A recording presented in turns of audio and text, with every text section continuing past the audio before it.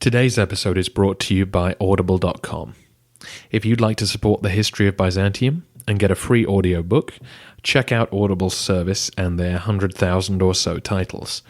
For example, listener PV recommends the book The Empress by Meg Clothier, a novel based on events in 12th century Constantinople as a French princess arrives betrothed to the emperor's son.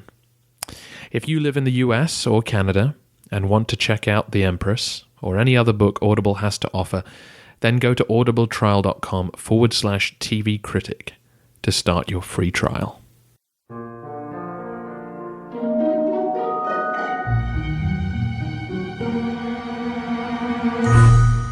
Hello everyone, and welcome to the History of Byzantium, Episode 45, The Empty Fleet. Last time, we saw the Persians increase their grip on the Byzantine East by capturing the whole of Syria and Palestine. With Shah-Varaz organizing the new conquests in the Levant, Shahin burst out of Armenia to launch a huge raid on Anatolia. With Heraclius back in the capital, organizing the empire's finances, it was left to Philippicus to provide the empire's military response. The old general tried again to lure Shahin home by attacking Persian Armenia, but Shahin ignored him and marched on into the largely unguarded western provinces. The Persians were intent on inflicting maximum damage on the heartlands of the empire. Shahin made for Ancyra in Galatia, right in the center of Anatolia, and sacked it. He then drove on westward and divided his forces. One group sacked Sardis, one of the largest cities on the west coast, while the other besieged Chalcedon, just across the Bosphorus from Constantinople. The city held out for a few weeks before succumbing to the Persian raid. During the siege, Heraclius could hardly ignore this enemy army on his doorstep. It's implied that on a clear night, Persian watchfires were visible from the walls of Constantinople. So the emperor sent messages to Shahin asking if he would be willing to discuss peace terms. The general made it clear that he could not negotiate, but he was willing to provide safe passage for an embassy to travel with him back to Ctesiphon to discuss the situation with Khusro. Heraclius agreed and sent several high officials, including the Praetorian prefect Olympius, across the straits to form an embassy that would make the journey to Persia. As you know, Khusro had rejected Heraclius' initial offer of peace on the grounds that he was no more legitimate as a successor to Maurice than Phocas had been. So to try and avoid a repetition of this scenario, the emperor asked the Senate to write a formal letter to the King of Kings. The carefully worded document blamed the ills of the empire on Phocas and explained that as the legal authority of the Roman state, they, and the people, had elevated Heraclius to be their new sovereign and hoped that Khusro would now discuss peace with him. It seems like Shahin believed that the embassy would be favorably received. Despite the string of amazing victories that he had been a part of, the Byzantine army was still out there. They still had resources in the west to call on, so it might be better to establish a peace that let the Persians keep what they had taken rather than risk losing it all by overextending themselves. However, the King of Kings disagreed. Whatever his initial war aims had been, Khusro now felt he didn't need to make any deal. His armies were winning every engagement they took part in. The Byzantines were in retreat, and there were more conquests to be made before he needed to talk to anyone. So he imprisoned the delegation and left them to die in captivity. The conquest of Roman territory would continue. In 617, Shah-Varaz began the invasion of Egypt. Taking the coast road, he first captured Pelusium and then Niku, before making plans to march further south and cut off Alexandria from any traffic coming down the Nile.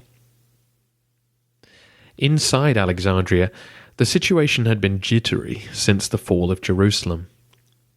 As I mentioned last time, refugees began to appear as soon as the Persians broke through into Syria, and a flood of them rolled in once the holy city was sacked.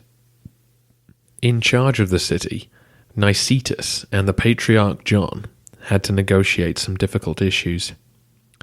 The first was the use of church funds to help pay for the army of the East, and possibly some forces from Africa, which were being gathered to defend the province.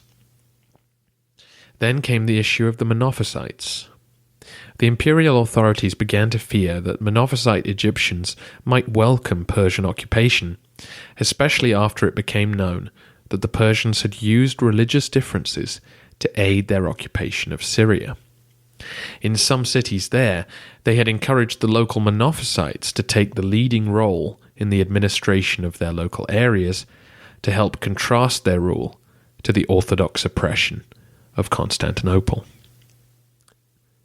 The Patriarch gathered together the Monophysite leadership and signed an act of union, declaring that for now, the churches spoke with one voice. It doesn't seem like this act made any difference to behavior on the ground, though. The Persians encountered little resistance from the civilian population, and as in the Levant, local towns made deals with the invading army to avoid destruction in exchange for submission. We have almost no sources for what happened next. We don't know what happened to Byzantine military resistance. It would be logical to assume that they fought the Persians somewhere and were defeated yet again, though I suppose it's possible that Nicetas had decided to avoid pitched battle and hoped to garrison as many towns as possible. Whatever strategy he employed, it failed. We don't know what, if anything, Heraclius was able to do to offer assistance to his cousin during this time. We only know that at some point in 618, Alexandria was put under siege. With the population swollen with refugees and possibly a large portion of the army, it would be impossible to feed them all. Nicetas and John decided to abandon the city. Nicetas seems to have gone back to Carthage, possibly to become exarch. John made his way to his native Cyprus, and at least some of the army of the East made their way to Anatolia. But once the harbour was empty, the remaining populace surrendered to Shahrbaraz to avoid starvation. The general recognized an exclusively Monophysite hierarchy in the city, which must have pleased some, and by 620, the whole of Egypt was in Persian hands. Egypt, taken by Augustus himself some 650 years earlier, the most prized economic asset in the Mediterranean world, was gone.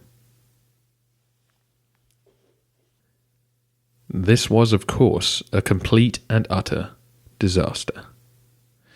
By dying of 1,000 cuts, there were few moments in the collapse of the Western Empire that were as decisive as Palestine and Egypt disappearing from the map in barely 5 years. Our sources for this period of history are far from thorough, so we aren't entirely sure of the reaction back in the capital to this most calamitous of news. In some of the written histories, the capture of Alexandria was blamed on betrayal by a Byzantine commander who showed the Persians a disused canal from which they could enter the city.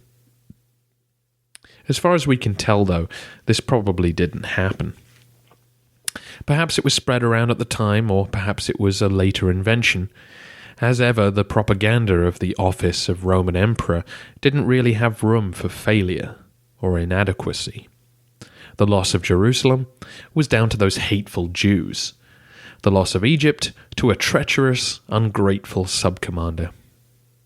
Heraclius was in desperate need of excuses, because it was looking increasingly like the Roman Empire was about to collapse, and he was the captain at the tiller of this sinking ship.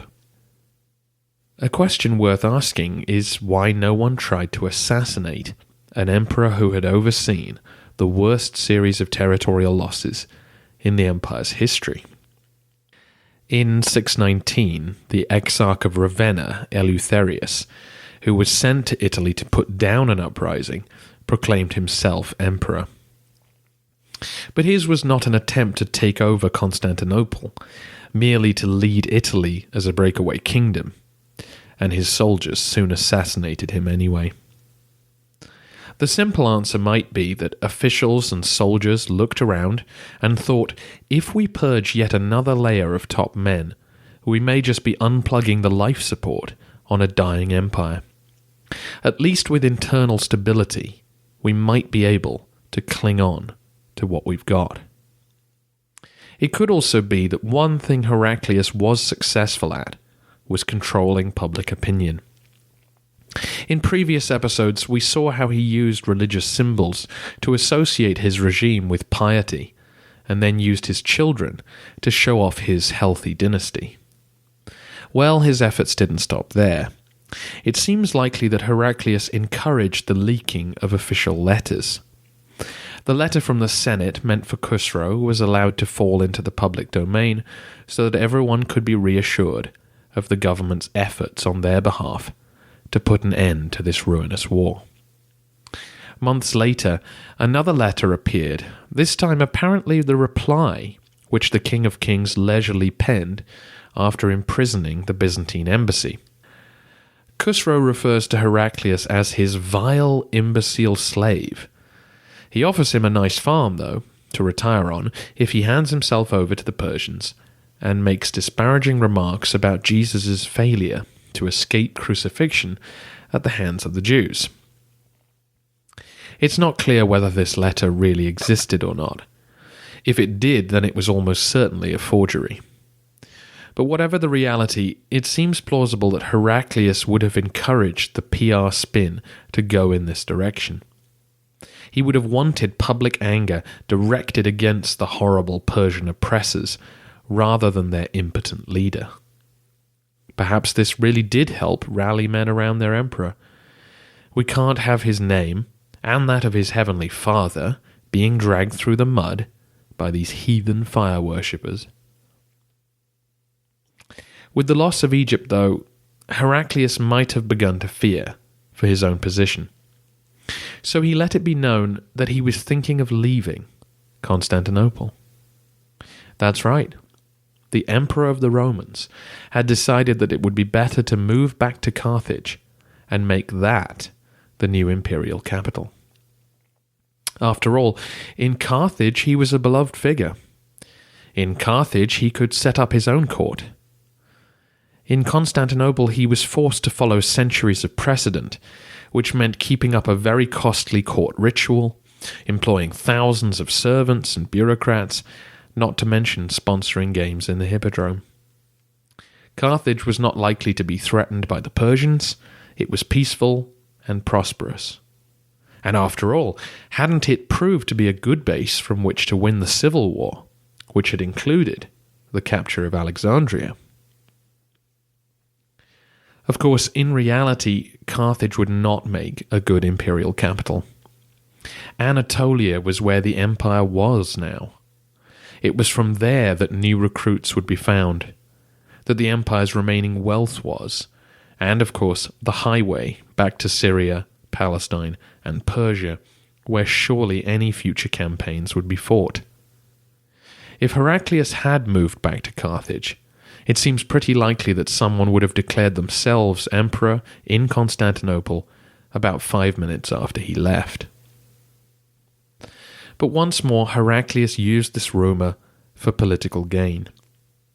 The Patriarch Sergius was on the case, beseeching the emperor not to leave. He asked him to come to the Hagia Sophia to publicly swear an oath that he would never abandon the city. Shaking his head, but realizing the error of his ways, the emperor agreed. He would stay and defend the capital forever.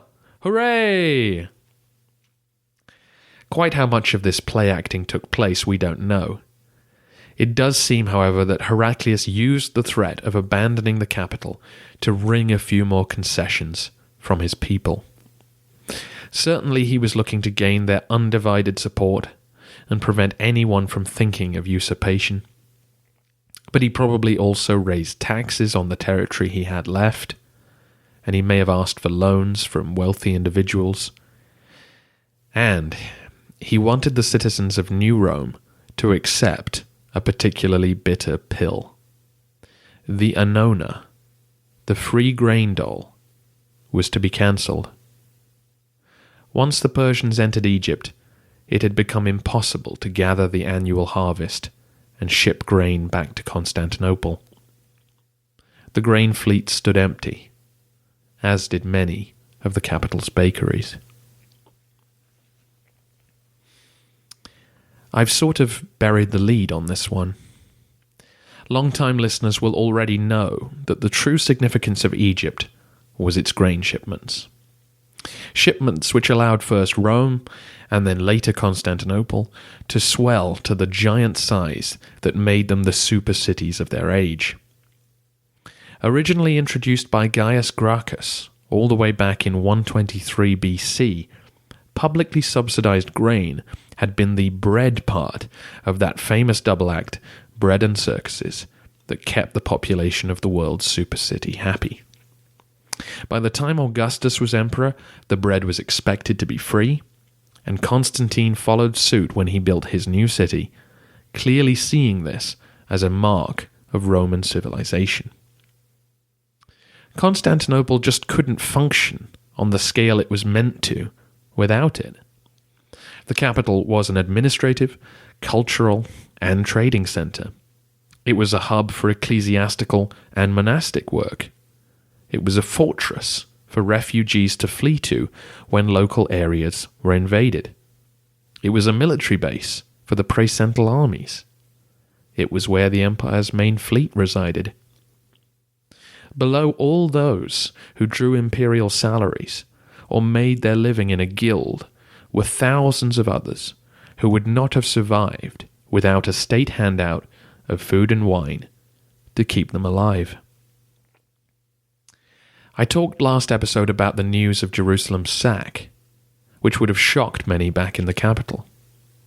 Anyone with a basic knowledge of geography would have grasped that the war was going very badly if the Persians could penetrate Palestine. But what about those without an understanding of geography? Too many times when we read history, we tend to imagine that ancient societies are like our own. That on some level every person in the Roman Empire was aware of the danger of the Persians, or the Avars. But we have to try and understand what life was actually like in a world with no communication technology. Even today, I bet you have friends, university-educated friends, who have no idea what's going on in Syria in 2014. They just aren't interested. It seems a long way away and irrelevant to their daily lives. Now imagine a world where the vast majority of the population are illiterate and had never even seen a map. They might know which direction Syria was in, but beyond that, events there were obscure and unimportant. Most people would have lived on farms that were not on imperial highways or near a port. Unless you saw a raiding party for yourself, even the idea of Jerusalem falling might not have overly concerned you. Back in Constantinople, imagine the life of an unskilled labourer. He looks around him and sees giant buildings and wealth beyond the likes of which he'd ever imagined before he came here. The news that Egypt had fallen might worry others, but he wasn't too sure where that was or what it meant. The city was filled with statues and columns proclaiming great Roman victories. Surely another one would follow, just as night follows day. But the morning when he turned up to his local street corner and was told that there was no more bread, that there would be no more wine, ever, that was the day that he knew something was very wrong. That was the day when he realized that the Roman Empire was falling. Famine followed in the capital, as people whose lives were built around state handouts looked to the church for aid, and the church could only help so many. If you didn't have family elsewhere in the empire, the chances are you would need to head out into Thrace to try and find a farm that would take you in. Thrace, a place where people were now fearfully watching the horizon for the next Slav or Avar horde to appear. Speaking of the Slavs and Avars, I mentioned last episode that the Khagan had sent out word that he expected local Slav tribes to hop to when he called, and in 618 he gathered his forces for an attack on Thessalonica. Once again, the major imperial city in the Balkans held on, with the populace giving its thanks to their patron saint Demetrius for his assistance. Many Byzantines had fled to the city to avoid enslavement, and so the city's sturdy walls were a vital part of keeping what little of the Balkans remained in imperial hands.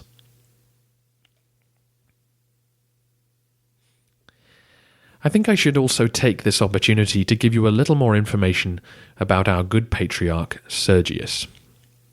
After all, it should be clear by now that the Patriarch was a very influential ally of the emperors.